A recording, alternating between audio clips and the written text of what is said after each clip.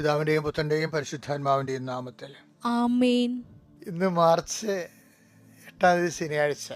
നമുക്ക് പ്രാർത്ഥിക്കാം. അമ്മേ പരിശുദ്ധമ്മേ, അമ്മേ പരിശുദ്ധമ്മേ, ദൈവമാതാവേ, കൃപാസനത്തിലൂടെ ഞങ്ങൾക്കും ഞങ്ങളുടെ ദേശത്തിനും അമ്മ മധ്യസ്ഥം തേടി എല്ലാ അനുഗ്രഹങ്ങൾക്കും കൃപകൾക്കും ഞങ്ങളിപ്പോൾ ഹൃദയം നിറഞ്ഞ നന്ദി പറയുന്നു. അമ്മേ പരിശുദ്ധമ്മേ, ദൈവമാതാവേ, 2004 ഡിസംബർ 7 ഉച്ചകഴിഞ്ഞ് 2:30 കൃപാസനത്തിൽ സംഭവിച്ച അമ്മയുടെ പ്രത്യക്ഷപ്പെടലിനെ കുറിച്ച് തിരുസഭയ്ക്ക് സമർപ്പിച്ചിരിക്കുന്ന പഠനരേഖകളുടെ മേൽ സഭാത്മകമായ പഠനം ആരംഭിക്കുവാൻ ഞങ്ങൾ താഴ്മയോടെ പ്രാർത്ഥിക്കുന്നു. അമ്മേ പരിശുദ്ധമ്മേ, ഭൂസ്വർലോകങ്ങളുടെ രാജ്ഞിയായ അങ്ങേക്ക് ഭൗമസംരക്ഷണത്തിനായി പ്രപഞ്ചപ്രകൃതിയെ തന്നെ തിരുസഭ പ്രതിഷ്ഠിക്കുവാൻ ഈ പ്രത്യക്ഷീകരണം വഴി ഇടയാക്കണമേ. പരിശുദ്ധമ്മേ, ജപമാല മാതാവേ, സകല പ്രാർത്ഥനയോടും ചേർത്ത് ഞങ്ങളിപ്പോൾ പ്രാർത്ഥിക്കുന്ന ഈ കുടുംബത്തിന്റെ പ്രത്യേക നിയോഗം.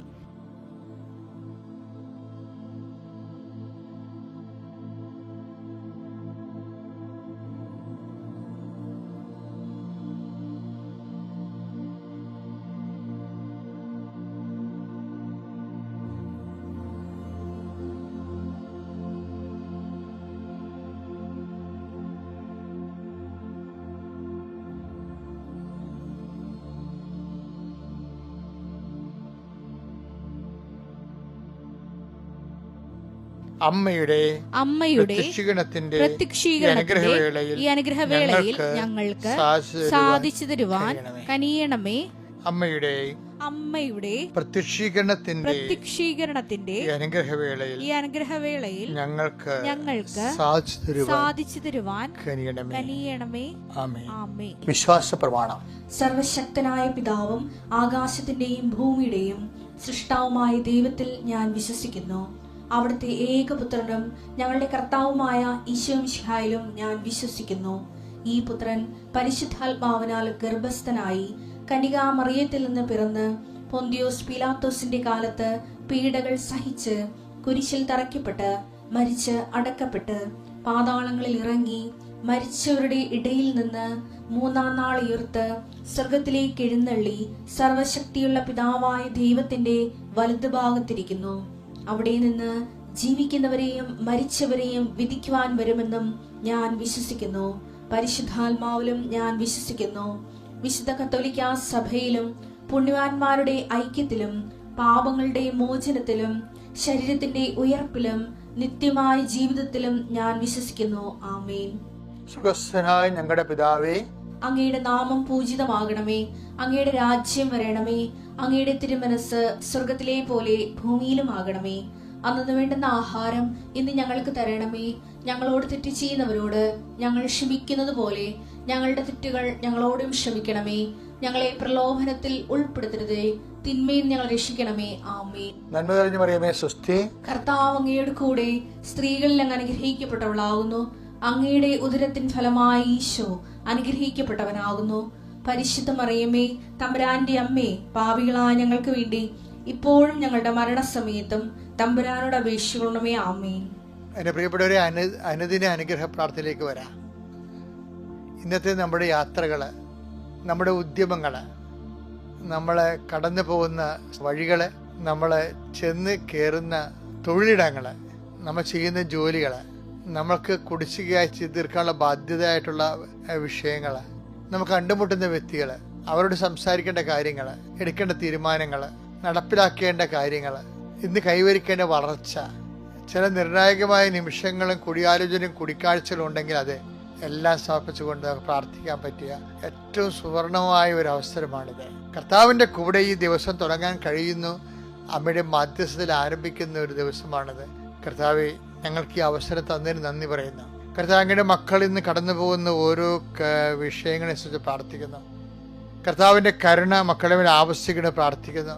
പരീക്ഷയ്ക്ക് വേണ്ടി ഒരുങ്ങി പഠിച്ചുകൊണ്ടിരിക്കുന്ന കുഞ്ഞുങ്ങളുടെ പഠനങ്ങളെ സമയം വൃഥാവിൽ ചെലവഴിക്കാതെ നന്നായി പഠിക്കുവാനും പഠിക്കുന്ന മനസ്സിൽ പതിഞ്ഞു നിൽക്കുവാനും മനസ്സിൽ പതിഞ്ഞു നിൽക്കുന്നത് പരീക്ഷയെ പരിപാലിക്കുവാനും, കർത്താവെ കുഞ്ഞുങ്ങൾക്ക് വരാൻ പോകുന്ന ചോദ്യങ്ങൾ, പരീക്ഷ പേപ്പറുള്ള ചോദ്യങ്ങൾ എന്താണെന്ന് ഞങ്ങൾക്കറിയാം. അതനുസരിച്ച് അവസാന വിഷയം സെലക്റ്റീവായിട്ട് പഠിക്കാനുള്ള അവരുടെ തിരഞ്ഞെടുപ്പിൻ്റെ അനുഗ്രഹങ്ങൾ, പഠിക്കാനുള്ള വിഷയം തിരഞ്ഞെടുക്കാനുള്ള പ്രത്യേക അനുഗ്രഹങ്ങൾ അങ്ങനെ മക്കൾക്ക് നൽകണമേ എന്ന് പ്രാർത്ഥിക്കുന്നു. കോൺഫിഡൻസോടുകൂടി, ഭയങ്കര ആത്മവിശ്വാസത്തോടുകൂടി പരീക്ഷ എഴുതാൻ അവർ സഹായിക്കണം പ്രാർത്ഥിക്കുന്നു. വീടില്ലാത്തവർ, ജോലി ഇല്ലാത്തവർ, വിസ നഷ്ടപ്പെട്ടവർ, വിസ അന്വേഷിക്കുന്നവർ, സർട്ടിഫിക്കറ്റ് വിദ്യകളുടേത്, രേഖാമൂലമുള്ള തടസ്സങ്ങൾ, തൊഴിലിൻ്റെ തടസ്സങ്ങൾ, രജിസ്ട്രേഷൻ തടസ്സങ്ങൾ, ഉടമ്പടിയുടെ തടസ്സങ്ങൾ, അതുപോലെ തന്നെ രേഖാമൂലമായ ഗവൺമെൻറ്റുമായിട്ടുള്ള രേഖാമൂലമുള്ള തടസ്സങ്ങൾ, അതെല്ലാം സമർപ്പിച്ച് പ്രാർത്ഥിക്കുന്നു. കർത്താവെ വീടിന് നമ്പർ കിട്ടാത്തവരെ, വീടും പഞ്ചായത്തും തമ്മിൽ നമ്പറിൻ്റെ പേരിൽ പല പല ഇഷ്യൂസ് നിലനിൽക്കുന്നവർ, അവരെല്ലാം സമർപ്പിച്ച് പ്രാർത്ഥിക്കുന്നു.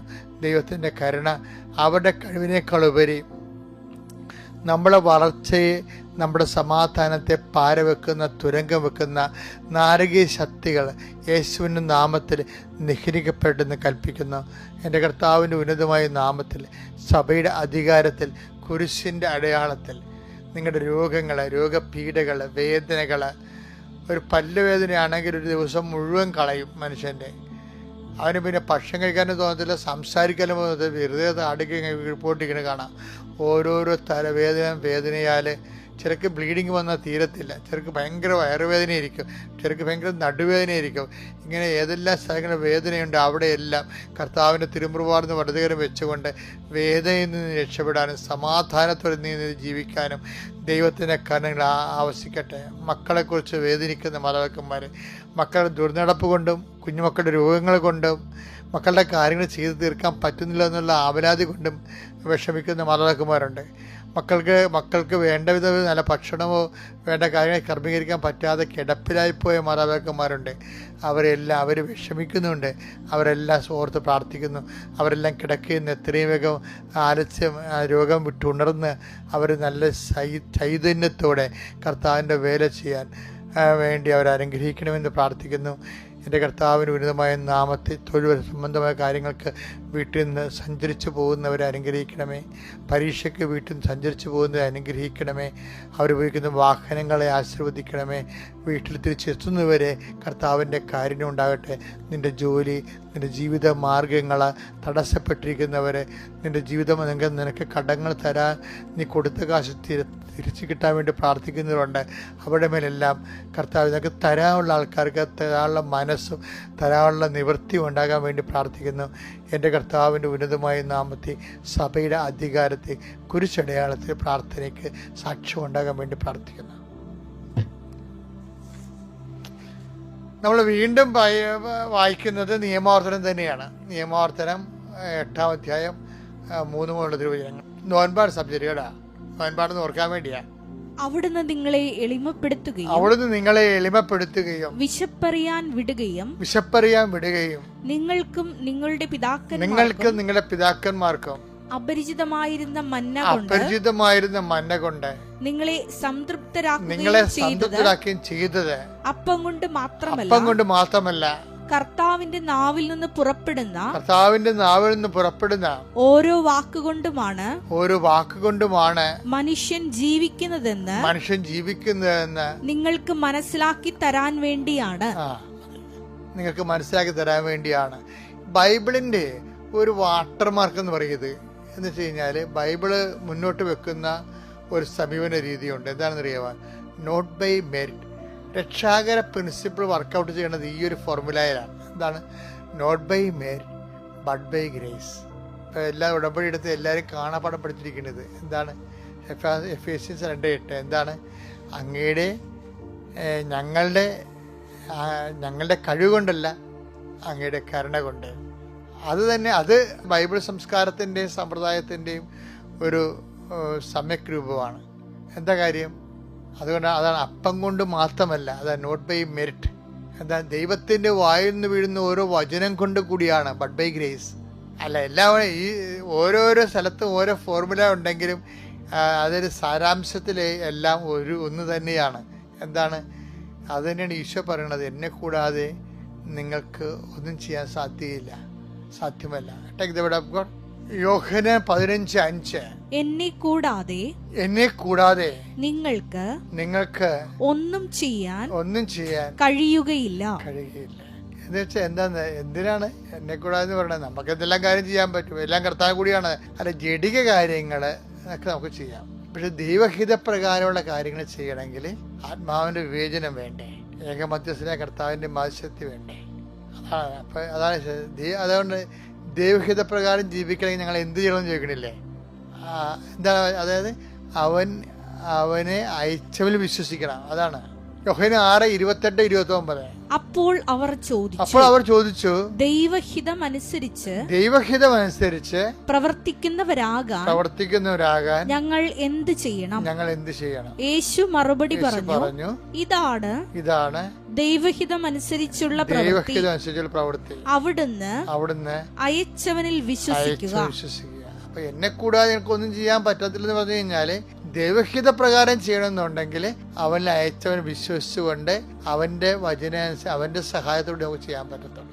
അതുകൊണ്ട് തന്നെയാണ് ഈ മനുഷ്യൻ അപ്പം കൊണ്ട് മാത്രമല്ല, അപ്പം എന്ന് പറയുമ്പോൾ മെരിറ്റാണ് എൻ്റെ ഇത് വരേണ്ടത്. അവനവന്റെ കഴിവ് കൊണ്ടും ദൈവത്തെ മാറ്റി നിർത്തിയാലും മനുഷ്യന്മാർ എന്തെല്ലാം കാര്യങ്ങൾ ചെയ്യുന്നുണ്ട്. അതിനെല്ലാം ബൈബിൾ ബ്രെഡ് എന്നുള്ളൊരു വാക്കാണ് ഉപയോഗിക്കുന്നത്. അപ്പോൾ മനുഷ്യൻ ജീവിക്കണം എന്ന് പറയുമ്പോൾ ബ്രെഡ് കൊണ്ട് ജീവിക്കാൻ പറ്റും, ചാകണ വരെ ജീവിക്കാൻ പറ്റും. പക്ഷെ ബൈബിൾ അങ്ങനെയല്ല. ജീവിക്കുക എന്ന് വെച്ചാൽ ബൈബിളിനെ സംബന്ധിച്ചിടത്തോളം എന്താണ്?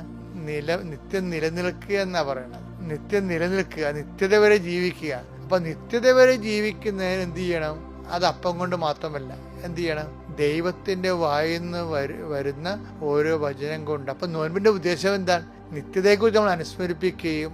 അപ്പൊ നിത്യതയെ അനുസ്മരിപ്പിക്കുന്നത് നോൻപിന്റെ പഴയകാല ട്രഡീഷൻസ് ആണ്. ഈ ദേവാസ്ത വെളി എന്നും പറഞ്ഞൊരു പ്രാർത്ഥനാ രൂപം കടലോര സമൂഹത്തിൽ നിലനിൽക്കുന്നുണ്ട്. കടലോര സമൂഹത്തിലല്ല, പടിഞ്ഞാറൻ തീരത്തുള്ള എല്ലാ സമൂഹങ്ങളിലും ക്രിസ്ത്യൻ സമൂഹങ്ങളിലും ദേവാസ്തമുണ്ട്. അപ്പൊ അവരെ കഴിഞ്ഞ ദിവസങ്ങളിൽ ഞാൻ അവരെല്ലാവരും വിളിച്ചു കൂട്ടിയായിരുന്നു. ഇവിടെ കേരളത്തിലുള്ള എല്ലാ ദേവാസ്വക്കാരും വിളിച്ചു കൂട്ടി. അവർക്ക് കുരിശുമാലയെ കൊടുത്ത് രാത്രി സ്കോഡ് വർക്ക് അവരെന്താ വെച്ചാൽ ഫ്രാൻസിസ് സീവറിന്റെ ഇഗ്നേഷ്യസ് ലയോളായുടെ ഒരു മെഡിറ്റേഷൻ ഉണ്ട്. ലയോളായുടെ മെഡിറ്റേഷൻ ഇഗ്നേഷ്യൻ മെഡിറ്റേറ്റ് നമ്മൾ പറയത്തില്ലേ. അപ്പോൾ ഒന്നാമത് മരണം എന്നൊക്കെ പറഞ്ഞിട്ടുണ്ട്. ഇഗ്നേഷ്യൻ മെത്തേഡ് തന്നെയാണ്. ഈ ആദ്യം മരണത്തെക്കുറിച്ച് ചിന്തിക്കുന്നു, പിന്നീട് മരണം കഴിഞ്ഞിട്ട് പിന്നെ വിധി, പിന്നെ സ്വർഗം, പിന്നെ നരകം. ഇങ്ങനെ ഉള്ള ഇഗ്നേഷ്യൻ ധ്യാന രീതികളാണ് പ്രമേയവൽക്കരിച്ചിട്ടുണ്ട് ദേവാസ്തകളിലുള്ളത്. അതാണ് ഫ്രാൻസിസ് സേവർ ഇവിടെ തുടങ്ങിയത്. രാത്രി ഇതിന് അതിൽ പറയുന്നുണ്ട്, ഒന്നാമത് മരണമെന്ന് സൂര്യത്തെ ഇങ്ങനെ ഈ ക്ഷമാപ്രയറില്ലേ, ഹീറോ ഇസ്രയേൽ എന്ന് പറഞ്ഞ് യഹൂദന്റെ പ്രാർത്ഥനയുടെ ആ ഒരു ക്രൈസ്തവ രൂപമാണ് ദേവാസ്ത വിളി. അതിനെക്കുറിച്ച് ഇപ്പം അത്രയും കേട്ടാൽ മതി. പക്ഷെ അവിടെയെല്ലാം ഈ ആയുസിന്റെ ക്ഷീണതയെക്കുറിച്ച് പറയുന്നുണ്ട്. ആകയാൽ ഉപവിയാകപ്പെട്ടവരെ, സ്നേഹിതരെ, നാളെ നമ്മുടെ ജീവിതം ക്ഷണികമാണെന്ന് വെച്ചാൽ എൻ്റെ അർത്ഥം എന്താണ്? മിശിഹാ തമ്പുരാന്റെ കൂടെ നിത്യതയോട് ജീവിക്കേണ്ടവരാണ് നമ്മളെന്ന്. അതാണ് ദേവാസ്തവിളിയുടെ പ്രമേയം എന്ന് പറയണത്. അപ്പം അതിനെന്ത് ചെയ്യണം? അതിന് അപ്പം കൊണ്ട് മാത്രം ജീവിച്ചാൽ പറ്റത്തില്ല. പിന്നെ എങ്ങനെ ജീവിക്കണം? ദൈവത്തിൻ്റെ വായിന്ന് വരുന്ന ഓരോ വചനം കൊണ്ടാണ്. അപ്പം ഈ പ്രാവശ്യം വചനത്തിൽ മനുഷ്യൻ വളർന്നു വരുന്ന, അതുകൊണ്ട് നോൻപ് കാലത്ത് മുഴുവൻ ധ്യാനങ്ങൾ വെച്ചിരിക്കണില്ല എല്ലായിടത്തും. അപ്പം നിങ്ങളതിൽ പങ്കെടുക്കുകയും അതുപോലെ തന്നെ നിത്യതയ്ക്ക് വേണ്ടിയുള്ള ആത്മാവിനെ വിശുദ്ധീകരിക്കുകയും ശക്തിപ്പെടുത്തുകയും ചെയ്യാൻ കർത്താവ് നിങ്ങളെ ഒരുക്കട്ടെ എന്ന് ഞാൻ പ്രത്യേകിച്ച് ആത്മാർത്ഥമായിട്ട് പ്രാർത്ഥിക്കുന്നു. Praise the Lord.